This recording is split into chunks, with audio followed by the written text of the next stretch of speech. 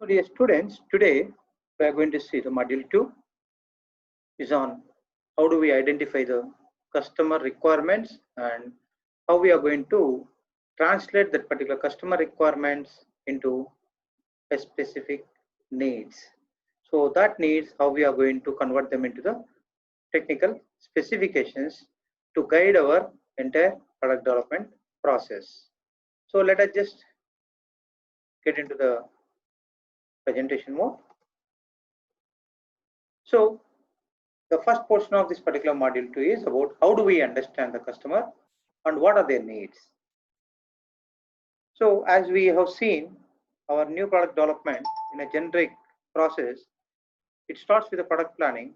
The outcome of the product planning is going to be our mission statement. Based on the strategic formulation, the mission statement is going to be formulated, and thereafter it needs to guide our product development process further. So in this particular scenario, first we require to get clear picture about what actually the customer in need of. Thereafter, we require to look at like how do we make that particular data to be transformed into a specifications, either tentative or target specifications to establish it. There is certain procedures which are going to be structured way make us to convert or make us to translate what actually the customer is in need of and how we could see them as a metrics, as a measurable parameters to ensure that that is been available in the providing product. So if you see, how do we understand the customer? The customers need a product or a service to function the way they need in order to solve their day-to-day problems or for their desire. So they may have certain budget within which they wanted to purchase a product or service. In addition to that, we should be very careful in understanding the customer, and we need to be very much empathetic about what actually they are in need of, and we should be in a position to receive them in a proper manner. So for that reason only, the person who wanted to, as a designer, who wanted to understand the needs of the customer, he need to be attentive and reflective listener. Okay, and you require to see the right time to reach the customer and when he'll be ready to help you in gathering his needs or his requirements. There are two types of listening skills. One is about active, other one is a passive. In active, being a designer, to get a clear picture about what actually he is in need of, always needs to be an active listener. Active listening is reacting while listening in order to emphasize understanding. So then and there, we should be in a position to confirm that yes, am I able to receive your information the way how needs to be done, and involve feedback and questions. At times, you may have to reconfirm it that is it the thing what actually you are trying to say? Is it the thing what you are in need of? Am I right in following up? And listener concentrates, understands and responds and then remembers what was said. You require to capture it, record it, and needs to be seen by you further in development process, not to lose the essence of what is being shared by the customer. And it involves natural, being you are going to be an active listener, could get some sort of gestures, non-verbal cues like nodding and making eye-to-eye contact and ensuring that yes, he is very much interested on the particular product, what actually he is trying to explain, and about his feelings on using the existing product. Those things could be clearly understood and are able to make what is going to be your definition of your future product and used in counseling and solving disputes, this active listening process. When you go to passive listening, the passive listening is listening without reacting or responding. It does not involve either feedback or questions. And listener's mind may move to other topics when you are actually discussing about a specific requirement and may not involve either non-verbal relevant things. and also verbal relevant things also. You may be entering into some other domains of your own interest or maybe his own interest. So somewhere there'll be like a mismatch, and there is a possibilities of like, no, suppose if you are listening music or if you are watching TV or any other locations, even then you will be able to attend the sessions as a way how we, there might be the people who could be attending the live the conferences or online sessions where we could see few members, because of we are not able to directly capture their non-verbal communications. Possibilities are there to get into a multi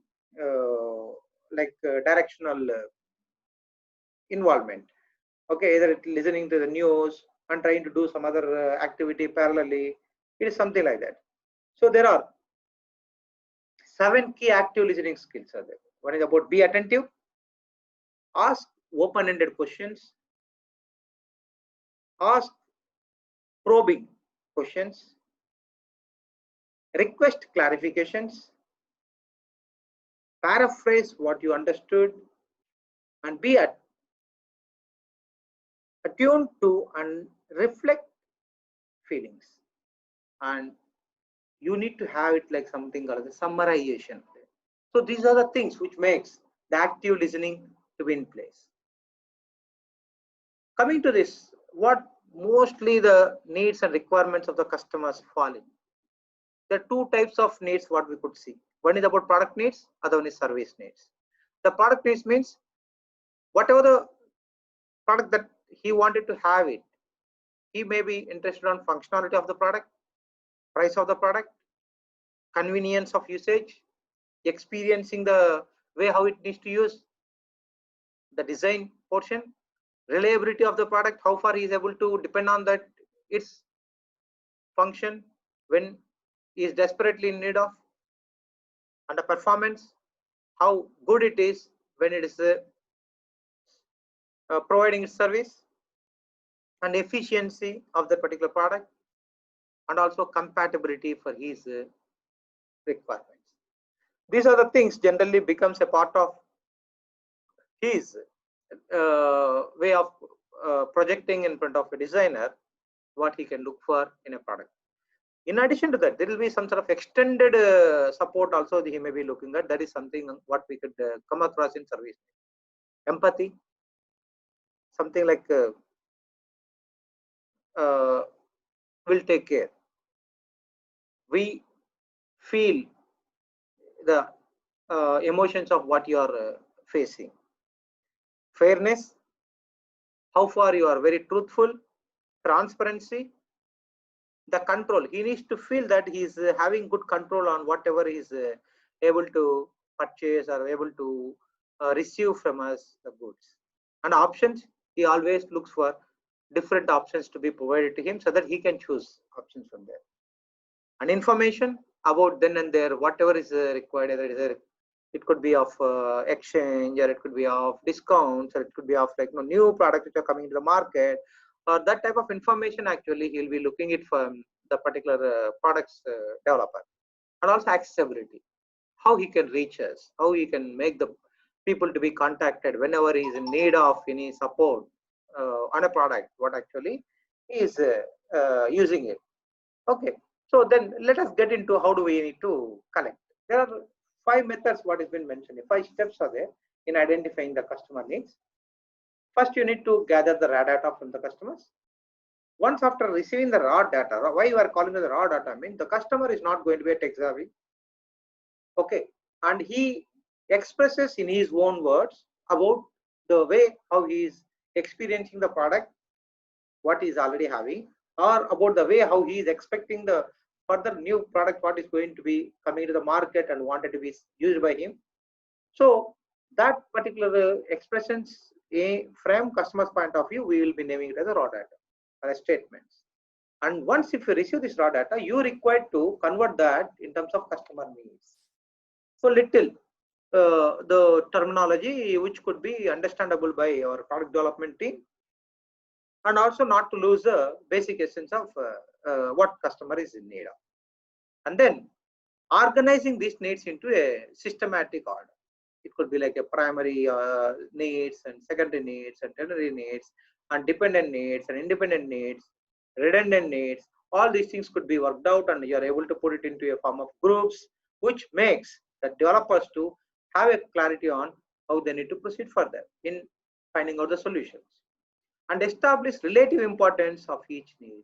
You need to be in a position to get clear picture from the customer what actually he is prioritizing, which type of attribute, which type of functional parameter, which type of benefit actually is looking in a much priority way compared to the other product, other functionality what is been available in the products available. So that way we require to bring out some sort of relative importance between every functionalities, customer requirements. Thereafter, try to put it across all these particular things in a form of structured manner. Thereafter, you are going to say that yes, this is a list of requirements what the customer is looking for in a product, what he wanted to have. So the customer need is a motive that prompts a customer to buy a product or service. That is the reason we need to understand his needs. Then only we'll be able to develop the product, and in turn that may become like which could be purchased by him. So when you go for the first phase is about gathering the raw data from customers. Many ways are there, like interviews, contacting the customer and asking about what actually is looking for, what type of experience is having an existing product, and what is missing in that, what is good in that, how you want to have like any suggestions on further coming product if anything is in pipeline. These things and all, like, we'll have like a one-to-one interaction and able to get some sort of feedback from the customer in the form of interviews. And the second thing is about focus groups, where the people like-minded customers who are good at one specific usage of one particular product, and trying to understand from them what is found by them in that particular product which is used by all of them, to give a collective feedback. How could we make the next product which is going to come into the market to be like what? So there's something like a focus groups. And third one is about observing product in use. If some product is being given or available in the market, and looking at that particular product when it is in usage, and trying to understand what are the issues have been identified when you're using that product, or when you're experiencing the product in usage.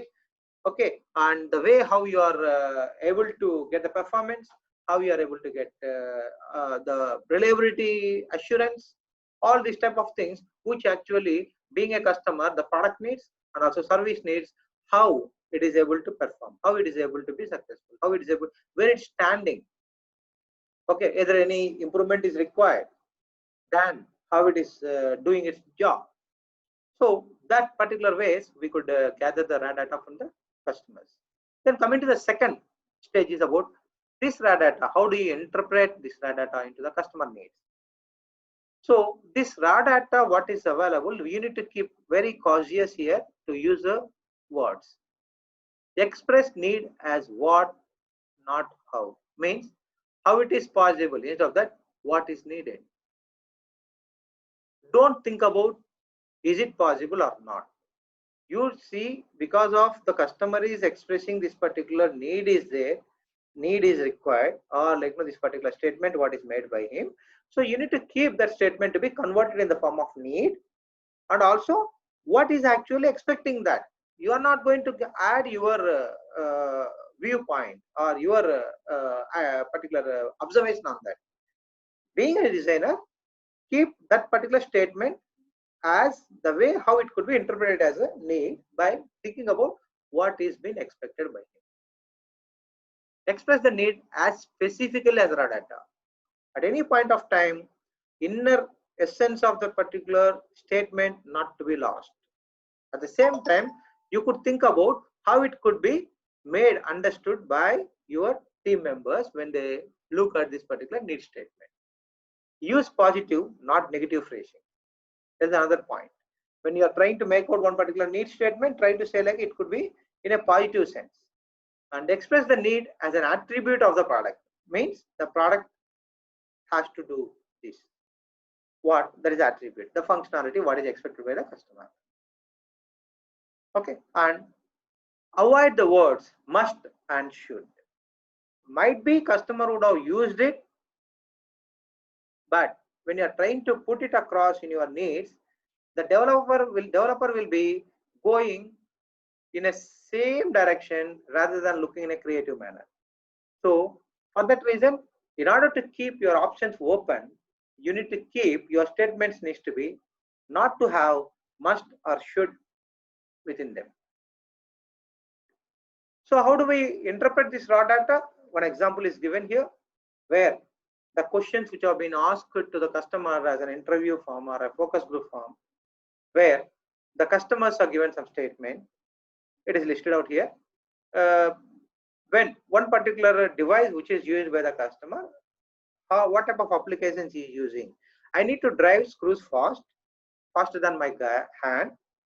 Sometimes do ductwork, electrical switch covers, and outlets and fans, these things. What is the interpreted need? The SD drives, the name of the particular product we are initiating with one particular acronym. SD, the product, drives screws faster than human hand. That is the thing what is expecting. The SD can be used for all the mentioned applications relevant to screws. Then again, when we are asking about what are the things that he is liking in the existing tool, he mentioned that I like the pistol grip and I like the magnetized grip. So when you say about like the pistol grip, that is a good observation where is liked by him in existing product. Second one he is saying, I like the magnetized tip also. So the purpose of these two as an attributes is the SD comfortable to grip and the tip retains on the screw before it is driven. The dislikes are, I don't like when the tip slips off from the screw. I cannot drive the screws into hardwood. That is the problem what he is facing. So he's named it as a dislike. Its tip remains aligned with the screw head without slipping. That only we are interpreting as a need.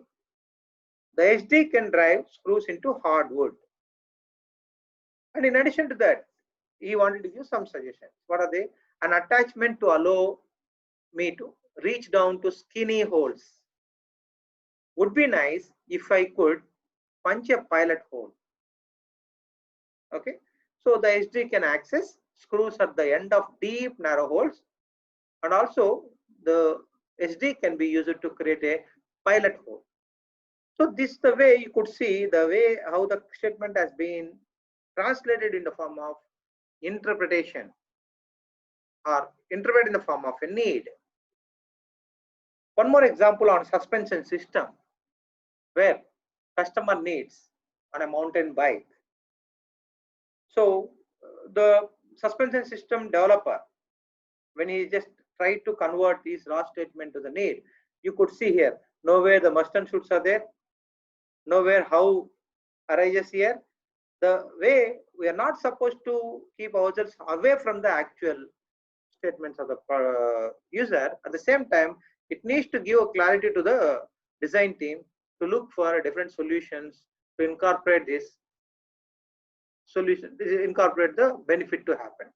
So here you could see reduces vibrations to the hands, allows easy traversal of slow and different terrain, enables high-speed descents on bumpy trails, allows sensitivity adjustment, preserves the steering characteristics of the bike, remains rigid during hard cornering, lightweight, provides stiff mounting points for the brakes, fits a wide variety of bikes, wheels and tires, and easy to install. In addition to that, as we mentioned about prioritizing relative importance, from that particular scenario, based on his speech, based on his non-verbal gestures, based on his expressions, his emotions, and also by even asking him which one he read first, which one is very much desperately in need of,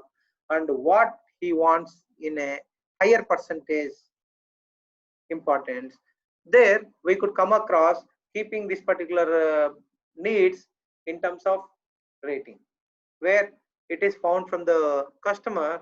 Might be this customer is not required to be a single customer, it could be collected from multiple number of customers, and you are able to make out that to be reduced to this particular format, where you could see the enables high speed descents and bumpy trails. So that means when the vehicle, two-wheeler or mountain bike means definitely you need to come across lot of terrains and also bumpy trails. So when it's going that enables high speed descents, that means you need to maintain the speed, and also it needs to up and downs, right? High speed descents on a bumpy trails.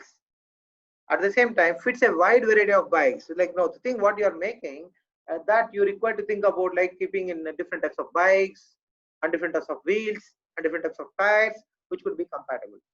So these two are given as like a highest importance. Then the second importance is given for preserves the steering characteristics of the bike. The steering characteristics means when I'm just trying to use the steering, that needs to be supported and encouraged by this particular suspension system. Remains rigid during hard cornering. When you are trying to take a turn, that time it needs to be rigid. Lightweight, that is another important point what is mentioned by them. Then thereafter again the next importance is given as vibrations to be reduced to the hands. Sensitivity adjustment to be incorporated. So all these two are again coming into the third importance given again, like no, the fourth importance is given for allows easy traversal of slow and difficult terrain. Whatever may be the slope, whatever may be the up and downs, okay, you're required to have like a easy traversal, okay, because of this suspension system, and provides stiff mounting points for the brakes. That is also very important thing. Stiff mounting points for the brakes. And the last one, easy to install. That is another important the need what has been mentioned by the thing. When you look at this way, this customer needs on a suspension system on mountain bike, the way how it is considered from the customer, how it has been interpreted into the need. Okay, thereafter, once if this particular needs have been taken, then we'll see like what are the primary needs, what are the secondary needs. When you look at like weight reduction, if you go for the previous slide, you could see about lightweight, and also you could see about remains rigid during hard cornering, and also like no easy to install. So the particular requirements or needs could be put it in the form of groupings. And when you see about vibrations relevant thing, shock absorptions, that type of things, when you just look at, you need to see like stiff mounting points, and you need to see reducing vibrations are important, and allow sensitivity adjustments. So that way we can categorize this whole lot of needs into a grouping, subgroupings, and based on their similarities and dependency. So print or write each need statement, group the needs according to the similarity, and eliminate redundant statements. Wherever you find the statements have been repetitive, you could get rid of those statements. And for each group, choose a label. Consider creating super groups consisting of 2 to 5 groups, and review and edit the organized needs statements. So this is about the next stage, where you are going to organize the needs into a structured and systematic hierarchy level, where you will come across what is primary need, what is the secondary need, what is dependent need, what is redundant need, and you are able to group them and trying to put them like a separate importance for each label. Then we need to give a relative importance of the needs, relying on consensus of the team members based on their experience with customers. So there is a relative importance already what we have seen in the importance, IMP, where you are giving like a 5, 4, 3. So which one need is important, which need is the next important, those things. And coming to next, basing the important assessment on further customer service, that is also possible. You can extend it. Once after making out your rating, thereafter again you can go back and try to take out again random sampling and try to correct your the way how it has been formulated as the importance. Then interaction with all the customers in a target market and capturing the latest need, because this particular process will take its own time. And at the completion of this particular process also, again you need to go back and again verify from the customer, am I understood well or not? This is the way I just interpreted your needs. So am I able to bring out the originality of what actually you felt?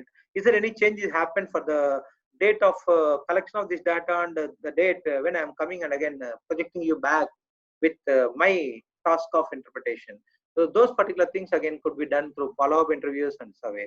So this way, this is something about like how do we gather the inputs from the customer, and how do you interpret the needs from the raw data, and thereafter like how you make them to be kept in the hierarchy based on its needs, importance, and relative importance, and thereafter like systematic way keeping them into your groups and trying to give it to the people to go for the next level, that is called establishing the target specifications. So that is a place where again we'll have this particular thing in a next session. So there we'll discuss about how do we take these customers requirements and how we are going to take these needs and get converted into a target specifications, and how these target specifications are going to be refined and able to be get into the product requirements or product specifications. So that particular things we'll see in the next